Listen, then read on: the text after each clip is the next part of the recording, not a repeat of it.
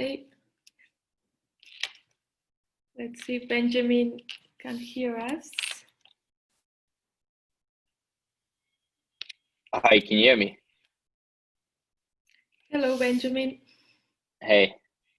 Thank you for being here. It's a great honor for us to host you today in this FinMango Extravaganza event.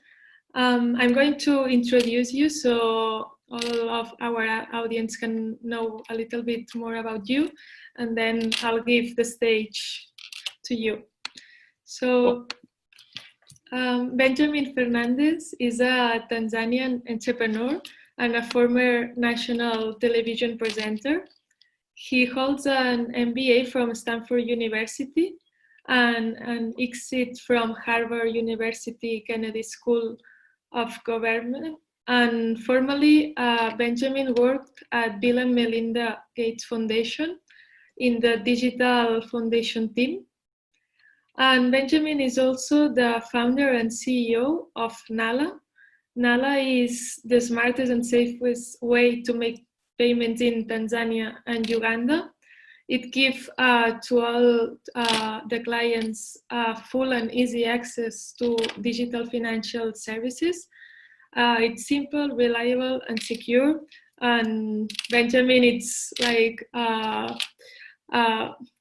top entrepreneur in the African continent. So thank you for being here, and the stage is all yours. Thank you.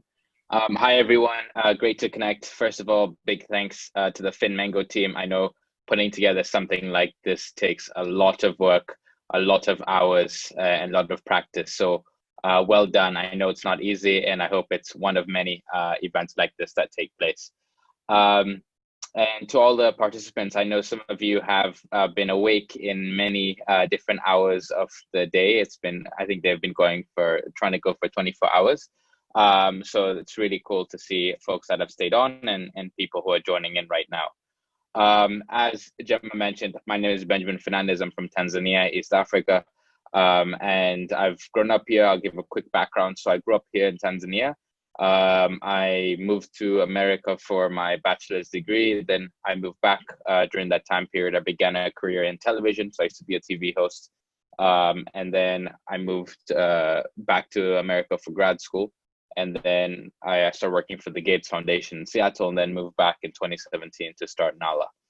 A bit of background for Nala is, why I started Nala was primarily around a few things. One, it doesn't feel fair to me that the lowest income region in the world gets charged the most amount for fees. And I want to do something to try to change that. Obviously, it's not easy, but I want to just give my best effort to try to change that. And my theory over there, when we were building Nala, we focused on, okay, how do we make and enable people to access services much faster, simpler, and more conveniently? I'm just going to sneeze really quick. Sorry, I don't have COVID, but I just needed to sneeze. I might have to sneeze again, but anyway, that was probably a horrible joke. Yeah, I think over the last 12, 13 years, we've seen mobile money grow in the region. Initially through M-Pesa, but M-Pesa isn't the only mobile money transfer service in Africa. You have over 135 different type of M-Pesa deployments. And so as many people think like, oh, wow, M-Pesa, but I'm like, no, it's about 13 years old now. But a few interesting facts that I'd like to start off with that might make this pretty interesting. So according to GSMA globally, in 2019 alone, their last state of the industry report, it said that $690 billion was transacted on mobile money globally. And if you break that down even more, just in sub-Saharan Africa, it's about $456 billion, which is massive. So that consists of about over 400 million accounts. Obviously people have multiple accounts. Given the population size of the continent is about 1.3 billion. But if you break down that $456 billion that's transacted on the continent, here's a fun fact: in East Africa, it's about 293 billion. Of that volume, primarily between Tanzania, Kenya, and Uganda. So, a massive volume of the mobile money transactions are happening just within East Africa. and that's pretty fascinating to see. And that's US dollars that are getting transacted, you know. And so I think there is an interesting opportunity there. And so the way we started Nala, and the way we were looking at Nala was, the first thing we did was spend time doing user interviews. I'm a firm believer in user interviews and trying to fall in love with the problem and understand and identify the problem really well before trying to build services on top of this. So, as the first thing I did was over 2 months interviewed about 600 people, and identified three things. One, even though there's a growth in like these smartphone devices on the continent, not everybody has access to an active internet connection, because data is expensive. So, in Uganda, you have OTT tax for paying for internet. In Tanzania, you do have internet, but it's expensive. So not everybody has a consistent internet connection. Similarly in Kenya. So that was the first thing. The second thing is people have multiple accounts. So apart from Kenya, GSMA says your average African has 1.96 SIM cards. So if you have multiple SIM cards, that means you have multiple accounts, because if your SIM card is your bank account, that's how mobile money functions, then you have multiple accounts. So that was pretty interesting to find out as well. And because you have multiple accounts, speaking of financial inclusion and financial literacy, 95% of the people we interviewed couldn't tell us how much money they spent the week before. And so that was really fascinating for us, just those three things. I was like, okay, I'm curious if we can build a service on top of these three things where you could enable one platform to access multiple accounts and give you a rich transaction history so you can manage your money better and make smarter decisions. And that was the birth of Nala.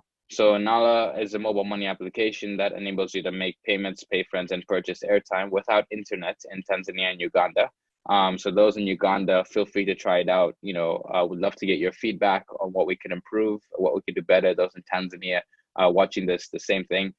Feel free to send it to us directly. We want to know what we can make better for you.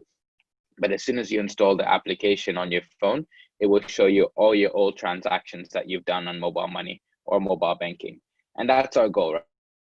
The next step for us there is to start to show you insights, how you're spending, how much money you earned last month versus the previous month, how much money you're spending within the month, enable you to categorize those payments better. So that's kind of the direction that we're going into as a company, hopefully be expanding to Kenya depending on how things go this year. But that's where we've been looking at, primarily focusing on with our product. Now I want to talk a little bit more about building products in East Africa, or just in general, wherever you are watching this from around the world.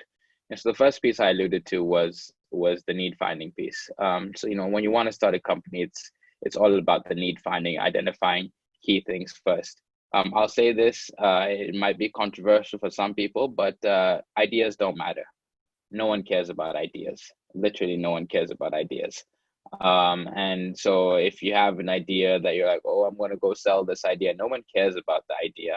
The thing with ideas is ideas are a dime a dozen. Everybody has ideas across the globe. The same idea you're probably thinking about, probably somebody in this exact same chat we're in today or this conference call has thought about or considered doing as well. So I think there's pieces about that we really need to consider or look at. So ideas don't really matter at all. It's all about execution, because anybody can have ideas, but if you don't know how to execute it or don't figure out how to do that, that's going to be challenging for you. The second piece about ideas that I think I'd like for us to focus on is just the executional piece. I think some of the best founders can build and can sell.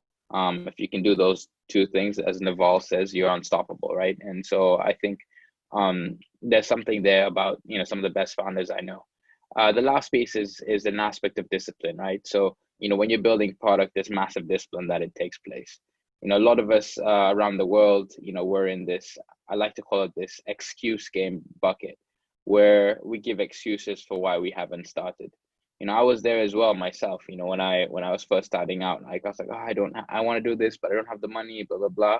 And I actually spoke to one of my mentors and he says, it sounds like an excuse. Like, what do you mean? He's like, well, if you really wanted to get the money, then you could maybe borrow a little bit money from a friend here, a friend there, because he asked me, okay, how much do you need to get started? I couldn't even answer him. And that was the first indication that I really didn't know what I wanted. And so knowing what you want is a primary foundation of trying to succeed, because there's so much really good content out there, and if I encourage everybody to read, and one of my mentors always tell me, is like, if you can't read, you can't lead, Benji. So I think there's pieces and elements that of the content that learning to digest and understand better can foundationally help you significantly in your career.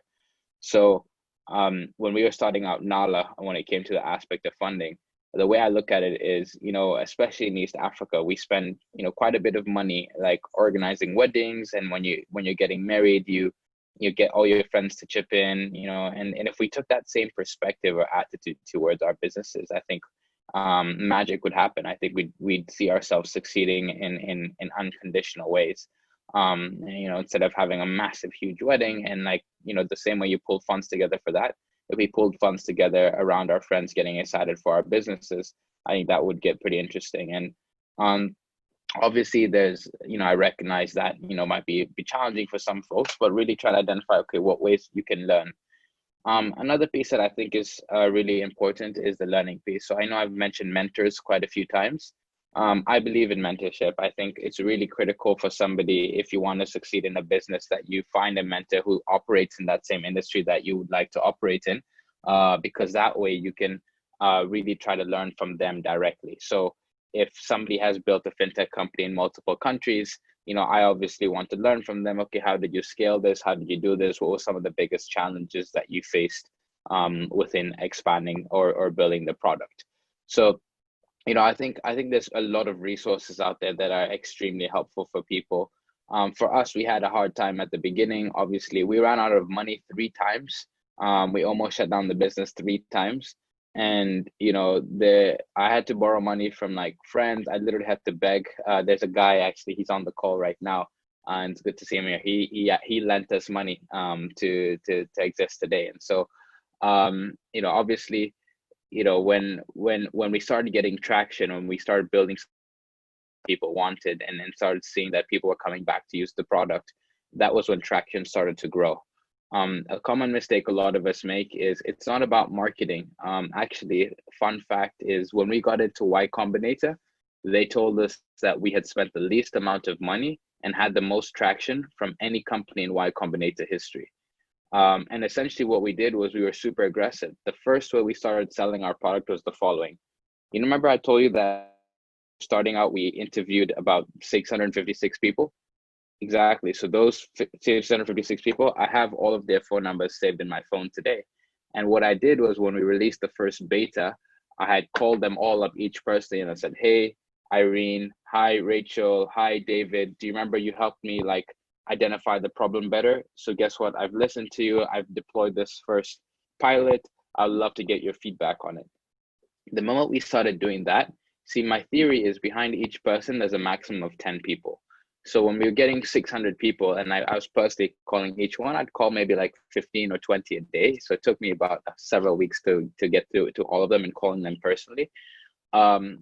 It goes back to the whole thing about doing things that don't scale, but that was how we scaled initially. So the moment they had a good experience, they also felt like they were part of the journey in building this product with us. And so what would they do? They would tell their friends, they would tell their family members, they would tell their parents to use Nala. And all of a sudden, we started to see this trickle down, and them and their friends, and then their friends' friends would start using Nala. And then all of a sudden, our user base started to grow. Till today, 2 years later, I still have all their phone numbers on here, and they can call me directly at the company, because I also want to learn more from them.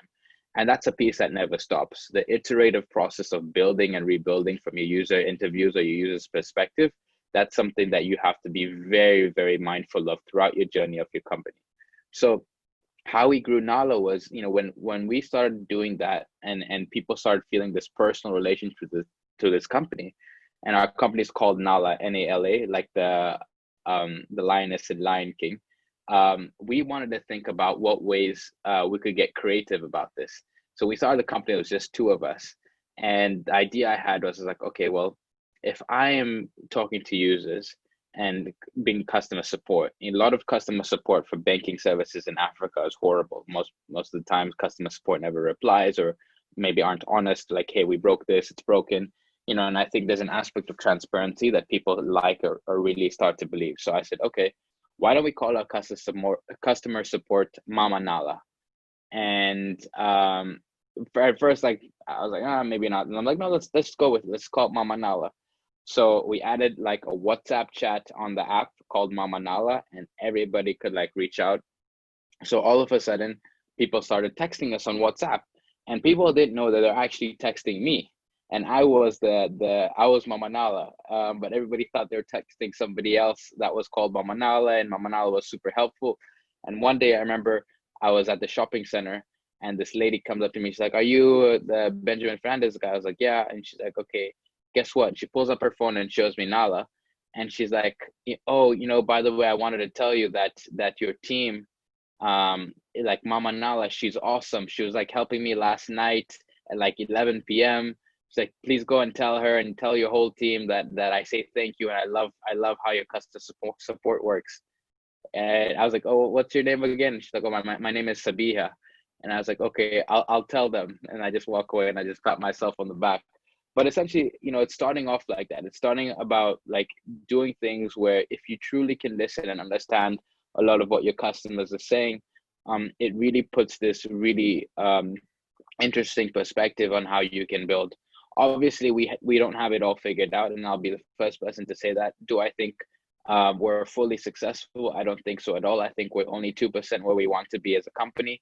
That's why I'm also asking those on the call in Uganda or in Tanzania to download Nala and give me feedback directly. Like, feel free to message me, whether it's on Twitter or email me.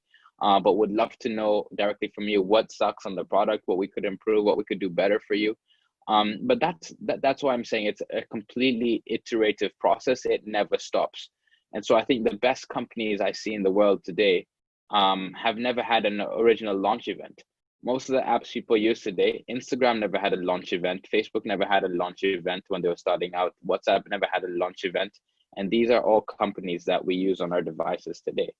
And so I think it's so easy to fall into this trap of saying like, oh, I want to do this big launch, I want to host a show or whatever, and you get caught up. And what we describe it is the shark fin, right? So you do a launch, you have this massive growth immediately, and then you fail to retain those users. So then you get frustrated as it continues to go on and on and on, and you fail to retain those users from this massive launch. And regaining those users is a lot harder. So, I'm always like anti-massive launch, but more like, all right, learn and go and try to get towards product market fit. Especially if you're building in software, especially if you're building in tech in Africa, product market fit is super important. And it's something that most people overlook and most people get blinded by. And I think a primary way of measuring product market fit is retention.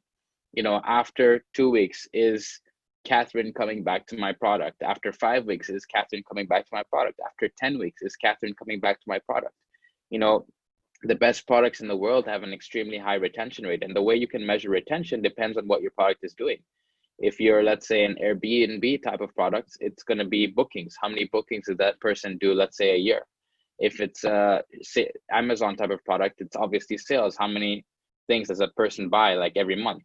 If it's a advertising company, it's how many maybe daily active users you're having coming on, let's say, your website or your platform. And you obviously want that number to grow in the top right corner every single month, and continually that way. So, I think they're metrics and KPIs that you have to measure the success of your business with, or else you truly won't be able to understand how you're performing. And you have to be honest with yourself at the end of the day. There's a famous Warren Buffett saying, and Warren Buffett always said, when the tide goes out, you'll see who is swimming naked. And what that means is, just be honest and true to yourself, because you can ride on hype for a while.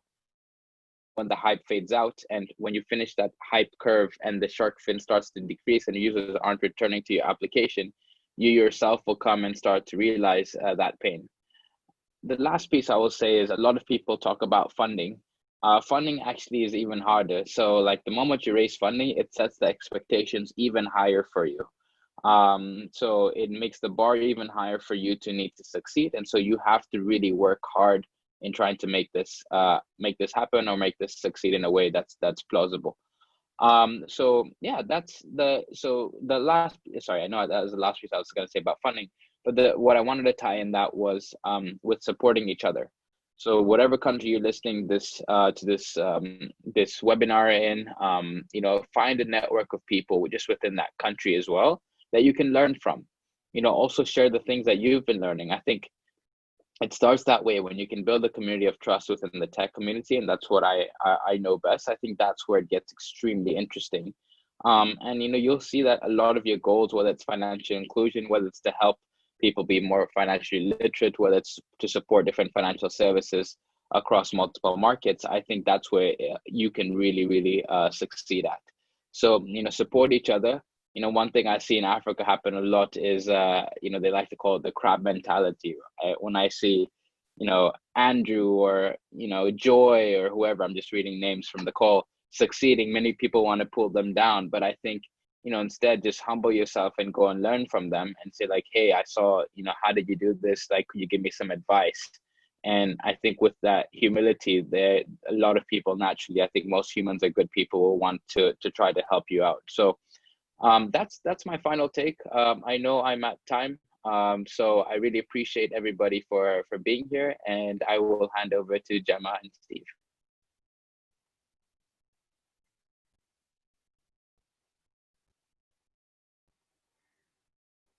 Maybe I'll keep blinking until one of them jump on. I do see a hand. I don't know what I'm supposed to do with the hand. But one thing I will share is I did write an article about some of the lessons I've been learning. It's called Dear African Tech Founder. It's my most read article on Medium I've ever written, and I've posted it publicly in the attendees chat there if anybody wants to read it. And if you'd like to email me, feel free to email me. I'm just waiting for the host to pull this back in. Or cool. Great. I don't know if they're coming back on. I think, yeah. Thank you so much, Benjamin.